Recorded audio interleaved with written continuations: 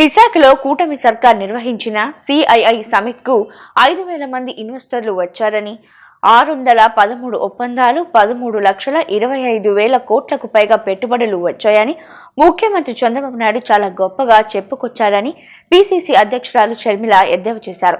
గత 17 నెలలుగా చంద్రబాబు పాలనలో 20 లక్షల ఉద్యోగాలు వస్తున్నాయని ప్రకటించడంతో పాటు కుప్పం నుంచి ఇచ్చాపురం వరకు కంపెనీలు అని హడావిడి చేస్తున్నారని తెలిపారు.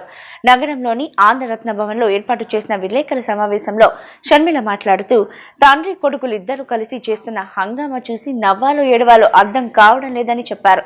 ఏపీ అభివృద్ధి చెందాలని, పరిశ్రమలు రావాలని, ఉద్యోగాలు ఇవ్వాలని కాంగ్రెస్ మనస్ఫూర్తిగా కోరుకుంటుందని పేర్కొన్నారు.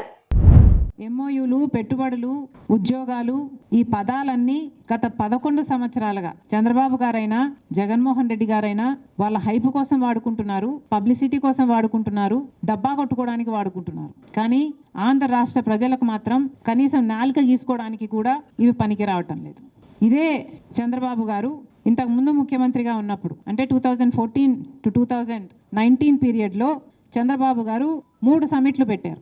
2016లో ఒకటి, 2017లో ఒకటి, 2018లో ఒకటి. ఈ 3 సమిట్లకు గాను చంద్రబాబు గారు కుదుర్చుకున్న ఎంఓయూలు 1761 ఎంఓయూలు కుదుర్చుకున్నారు.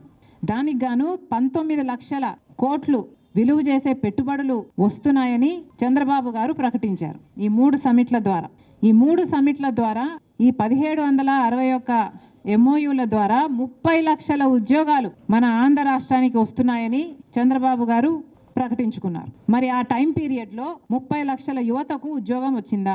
19 లక్షల కోట్ల విలువ చేసే పెట్టుబడులు ఇండస్ట్రియల్ రూపంలో మన రాష్ట్రానికి వచ్చాయా? ఈ 1761 ఎంఓయూలకు సంబంధించి కనీసం 10% అయినా గ్రౌండ్ అయ్యాయా, నిజం అయ్యాయా అంటే లేదు. కనీసం 10% కూడా నిజరూపం దాల్చింది లేదు. ఇక జగన్మోహన్ రెడ్డి గారు ఆయన ముఖ్యమంత్రిగా ఉన్నప్పుడు 2023లో గ్లోబల్ సమిట్ అని జగన్మోహన్ రెడ్డి గారు పెట్టారు.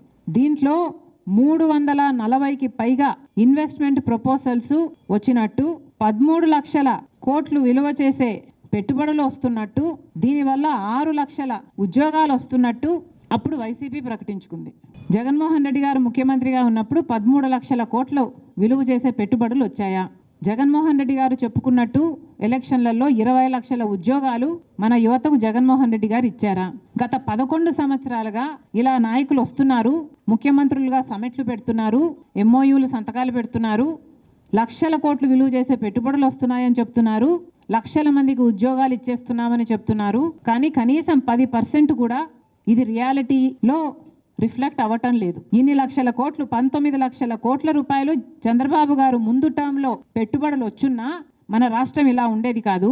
లేదా జగన్మోహన్ రెడ్డి గారు ముఖ్యమంత్రిలో సమిట్లో సైన్ చేసిన 13 లక్షల కోట్లు విలువ చేసే పెట్టుబడులు వచ్చినా మన రాష్ట్రం ఇలా ఉండేది కాదు, ఎప్పుడో అభివృద్ధి చెందేది.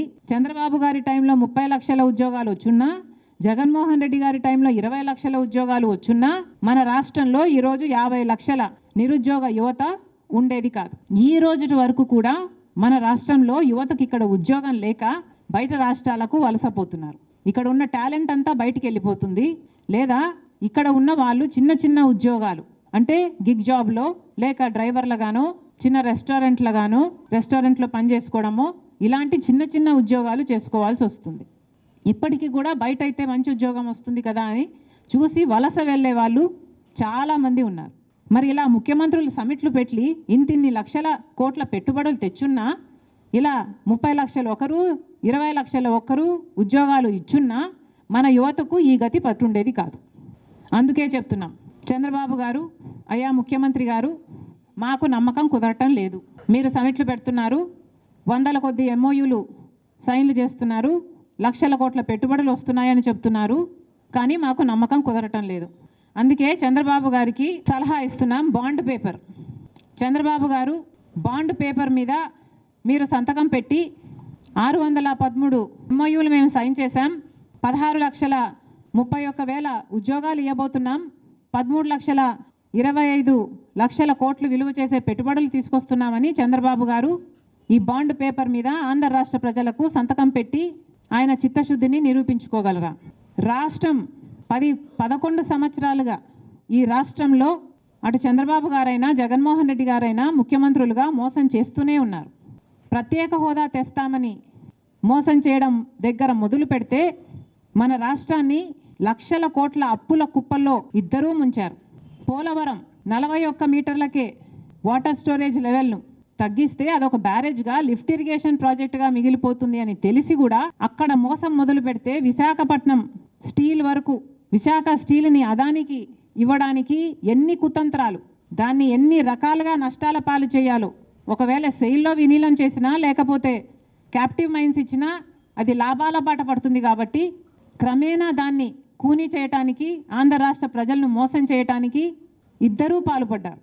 ఇలా రాజధాని విషయం అయితేనేమి, లేక Kadapa steel factory public sector unit SAIL ద్వారా పబ్లిక్ సెక్టర్ యూనిట్గా ఒక స్టీల్ ఫ్యాక్టరీ నిర్మించాలి అన్నది మన విభజన హామీ అయితే ఆ విషయంలో మోసం చేయడానికైనా ఏ విషయంలో అయినా ఇలా చంద్రబాబు గారు జగన్మోహన్ రెడ్డి గారు ఇద్దరు రాష్ట్ర ప్రజలని 11 సంవత్సరాలుగా మోసం చేస్తూనే ఉన్నారు.